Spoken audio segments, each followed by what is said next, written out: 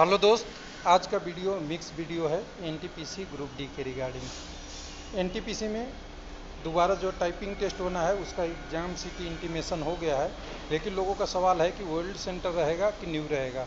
तो exam new है तो सेंटर भी न्यू ही रहेगा, लेकिन आरआरबी पे डिपेंड करता है। हो सकता है कि आपकी एग्ज़ाम सेंटर वही दे दिया हो जो पहले हो, लेकिन जनरली ऐसा करता नहीं है रेलवे, क्योंकि सेंटर नया ही देता है। तो देखते हैं, न्यू सेंटर का ज़्यादा उम्मीद है। बाकी आपका स्टेटस आ गया होगा आपने, तो वहाँ पे चेक कर लीजिए कि आपका पुराना मिला है नया मिला है। लेकिन एक चीज़ मैं देख रहा हूँ, एनटीपीसी एग्ज़ाम में कोई लोग स्पेशल ट्रेन की या फ्री टिकट की डिमांड नहीं कर रहे हैं, जबकि एग्ज़ाम आरआरबी की वजह से कैंसिल हुई थी। तो कैंडिडेट को एग्ज़ाम सिटी तक जाने के लिए फ्री पास देना ज़रूरी था।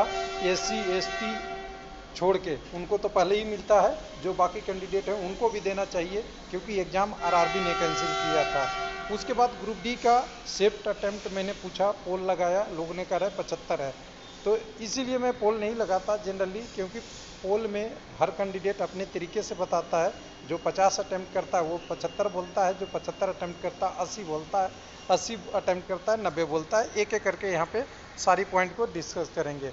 तो देखिए, और एक और बात है, उसको भी बात करेंगे यहाँ पे। तो हमने यहाँ पे जो पोल लगाया था उसमें लोगों से पूछा था कि 17-18 अगस्त का आपका एग्ज़ाम हुआ तो आपने कितना किया। तो 53% लोग कह रहे हैं 75 प्लस किया।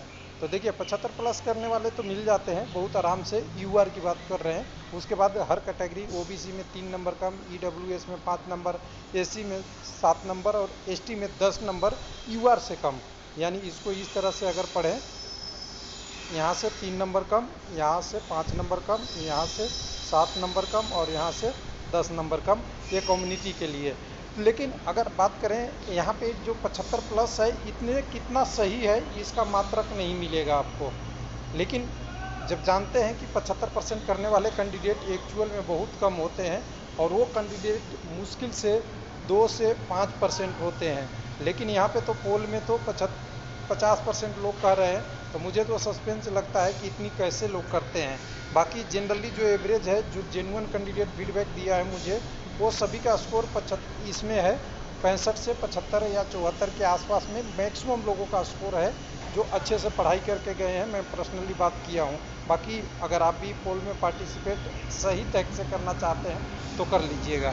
अब इसके बाद दूसरी अपडेट थी एक और, जो बहुत बड़ा अपडेट था ग्रुप डी सीसीए के रिगार्डिंग। अभी हम सिटी इंटीमेशन एक बार दिखा देते हैं, उसके बाद अभी इस पे आते हैं।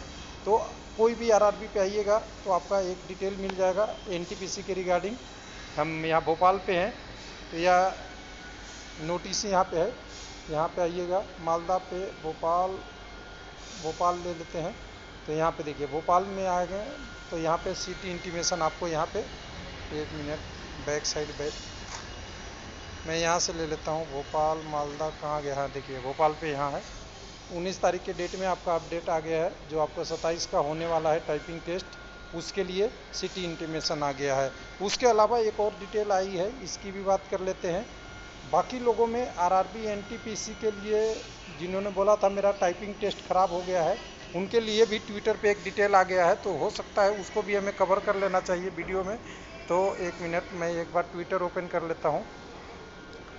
ट्विटर ओपन करने के बाद यहाँ पे आरआरबी कोलकाता से एक अपडेट आई है। एक मिनट अभी आने दीजिए, थोड़ा सा मैं सर्च कर लूँगा। आरआरबी कोलकाता, यहाँ से एक अपडेट आ गया है। एक मिनट आपके लिए, आरआरबी कोलकाता का अपडेट एक आ गया है, जो आपकी, एक मिनट कहाँ गया है, मैं इसे ओपन कर लेता हूँ आरआरबी कोलकाता को। आरआरबी कोलकाता की तरफ से एक डिटेल आ गया है। एक मिनट, यहाँ पे जिनकी टाइपिंग टेस्ट के लिए हुआ था उनके लिए है। बोला गया था, लोगों ने कंप्लेन किया था कि मेरा टाइपिंग टेस्ट ख़राब हो गया है। मैंने फर्स्ट डे ही बोला था कि जो भी कैंडिडेट का अगर ख़राब हुआ है तो आपको वहीं जो आपके जांच करने वाले थे, जो आपके इन्विजिलेटर थे, उनको आपको बताना था और लिखित कंप्लेन करना था। अगर वो नहीं कहते तो आपको रेलवे के वहाँ अधिकारी थे उनको बताना चाहिए था। लेकिन लोगों ने ऐसा किया नहीं, घर आके बोल रहे हैं कि मेरा टाइपिंग टेस्ट में रीटाइपिंग नहीं करने दिया। तो रिप्रेजेंटेशन रेलवे बोला है कि अब उसके बाद आपकी हाईलाइट अगर इशू होती तो उसी समय हेल्प कर दिया जाता और बाद में आपको दिया जाता। इन्होंने यहाँ पे मना कर दिया।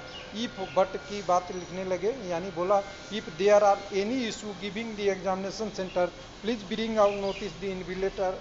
If the issue not solved, ask to railway representative explain it. Highlight the issue after the examination may not help. जब आप एग्जाम के बाद घर आके बोल रहे हैं तो आरआरपी कैसे आप पे विश्वास करेगा, ये इनका कहना है। जबकि बहुत कैंडिडेट के साथ कुछ न कुछ इशू आई थी।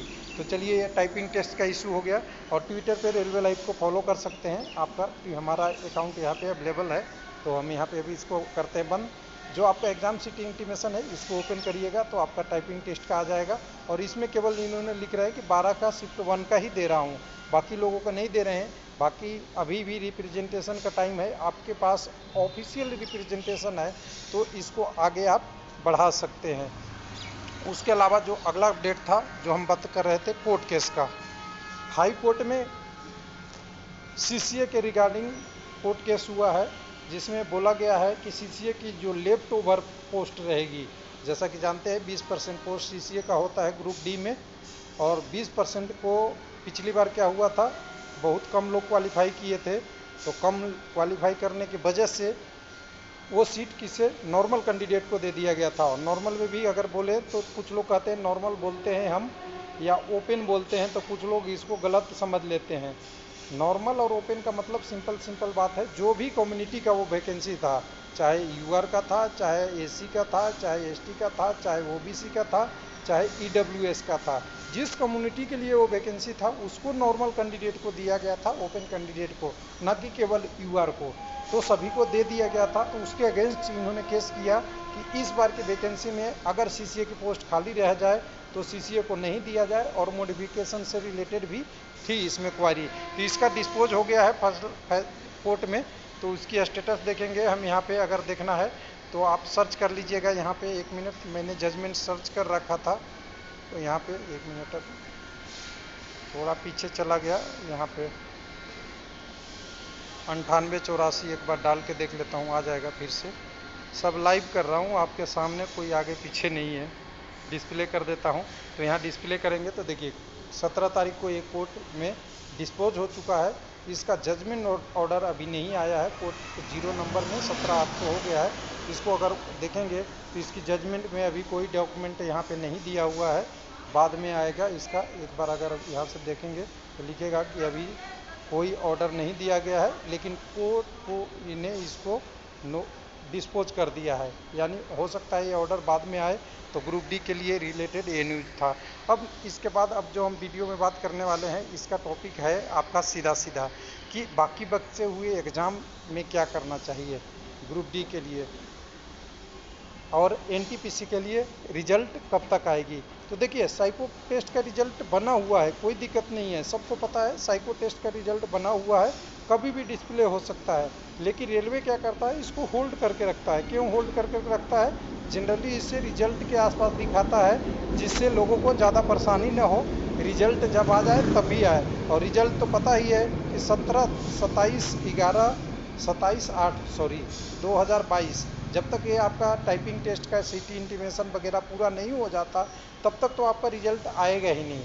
और उसके बाद भी टाइपिंग टेस्ट जो लास्ट वाले हैं इनका भी इवैल्यूएशन होगा, उसके बाद ही आएगा, यानी आपकी रिजल्ट सितंबर में आएगी। इसलिए साइको टेस्ट का रिजल्ट आपको डिस्प्ले नहीं कर रहा है। लेकिन अगर चाहे रेलवे तो कभी भी आपको डिस्प्ले करा सकता है, रिजल्ट 2 से 3 दिन में बन जाती है साइको टेस्ट का, ऐसा बहुत ज़्यादा इशू नहीं है।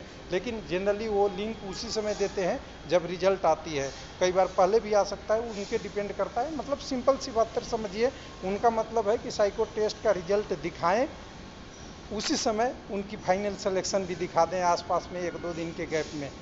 जनरली यही प्रोसेस रहा है, और उसमें चेंज भी हो सकता है, ऐसा कोई नहीं है। उसके बाद अब ग्रुप डी की बात कर रहे हैं। बाकी बचे हुए एग्ज़ाम में ये 75+ देख के नहीं, आप अपने मेरिट पे जाइएगा, क्योंकि आपकी जो क्वालिफिकेशन है, आपने जितना अर्न किया है, जितना मेहनत किया है, उस पर ही डिपेंड करेगा आपकी एक आंसर। और जब आंसर देने जाएंगे, आंसर देते वक्त आप देखते हैं कि लोग 75 करके आते हैं, कोई 60 करके आ रहा है, कोई 30 करके आ रहा है, तो इससे आपकी ध्यान भटकना नहीं चाहिए। आपका टारगेट क्या होना चाहिए? आपका टारगेट सिंपल सी बात है, मैंने जो रीड किया है उसको करेंगे, चाहे कितनी भी हो।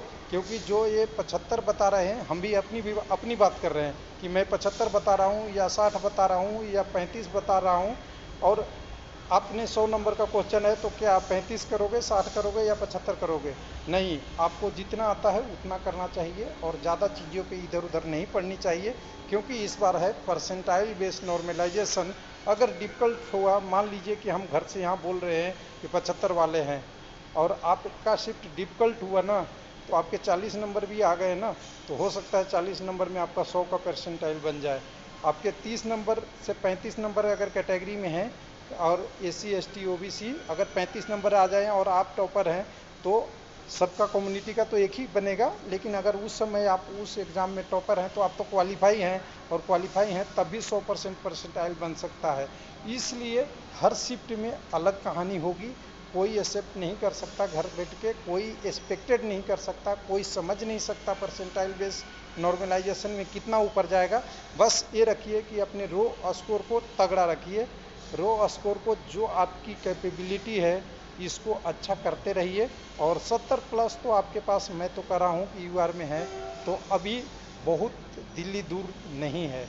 लेकिन बाकी एग्ज़ाम है, एक्सपेक्टेशन करते हैं, कई बार वो पूरी तरह से सही नहीं होता रॉ स्कोर के टर्म में। परसेंटाइल की बात तो मैं ही करता, मैं बोलता हूँ परसेंटाइल बेस अगर कोई निकाल दे तो डबल PhD कर रखा है। और सारे अब क्या हो गए, जितने भी पेपर कटिंग थे, पेपर कटिंग वाले शिफ्ट हो गए, कटअप से दूर भाग गए। क्योंकि उनके पता है कि जो फ्यूचर में किया है या पास्ट में करेंगे, पास्ट में किया है फ्यूचर में करेंगे और प्रेजेंट में दिखा रहे हैं, सब ब्रेक होने वाला है। इसलिए अब वो पेपर कटिंग दिखा के बोल रहे हैं ट्रेन में जाम हो रही है। ट्रेन में जाम तो मैंने उसी दिन दिखाया था, वीडियो आप देख लीजिएगा, मैं भी उसी ट्रेन से सफ़र कर रहा था।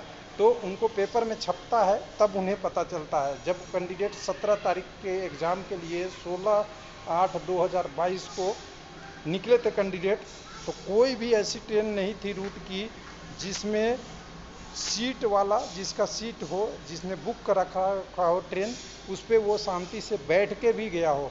बाथरूम जाने की बारी आई तो बाथरूम भी करने गया हो। यानी कंडीशन ऐसी बुरी थी कि स्पेशल ट्रेन नहीं चला, जिसके कारण से इतनी दिक्कत हुआ। लेकिन उस दिन सब एग्ज़ाम सेंटर पे लोग जाके कैमरा लगा लिए, ऐसे एग्ज़ाम हो रहा है, ऐसे एग्ज़ाम हो रहा है। कैंडिडेट को कोई देखा नहीं कि जब एग्ज़ाम का इतनी बड़ी क्वांटिटी है, कैंडिडेट इतने हैं और कोई स्पेशल ट्रेन नहीं है, तो दिक्कत तो होनी है। लेकिन पेपर कटिंग में छप गया तो उनको मसाला मिल गया घर पे, और घर पे मसाला लाके यूट्यूब पे ताप दिए। चलिए, वो पर्सनली चॉइस है, हर व्यक्ति अपने तरीके से जीता है, अपने तरीके से करता है। लेकिन एक्चुअली जो एग्ज़ाम सेंटर पे जाते हैं वो गुड रिपोर्टिंग है, अच्छा काम है, क्योंकि वो एक्चुअल चीज़ें आती है। लेकिन अगर एक्चुअल चीज़ें को आप मिसपुलेट करेंगे, उसको मैनिपुलेट करेंगे, गड़बड़ तरीके से दिखाएंगे, तो थोड़ा सा दिक्कत है। तो यहाँ पे हमारा कहने का एक मकसद था, इस वीडियो में 3-4 पार्ट को हमने डिस्कस किया। एक तो टाइपिंग टेस्ट के लिए RRB कोलकाता ने मना कर दिया कि आपकी रिप्रेजेंटेशन वही एग्ज़ाम सेंटर पे देना था। एग्ज़ाम सिटी इंटीमेशन आ चुका है 27 तारीख वाले, 12 तारीख का जिनका शिफ्ट में कैंसिल हुआ था उनके लिए जनरली न्यू सेंटर अलॉट होगा। ग्रुप D में सेफ स्कोर इस बार ज़्यादातर कोई नहीं पता चलेगा, लेकिन आप जितना अच्छा करिए, अपने शिफ्ट में टॉपर रहिए, यही सबसे बढ़िया तरीका है। टॉपर के नहीं बन सकते तो टॉपर के साइड रहिए, ज़्यादा नेगेटिव करके बहुत नीचे नहीं आ जाइए। उसके बाद आगे की प्लानिंग के लिए जो एक ग्रुप D की पेपर है, उसमें ये ध्यान देना है कि आपको पीछे क्या हुआ, कौन क्या कर रहा है, कौन कितना कर रहा है, इसको छोड़ के अपनी स्ट्रेंथ पे, अपनी जितना मेहनत किया है उस पे एग्ज़ाम दीजिए। थैंक यू, धन्यवाद।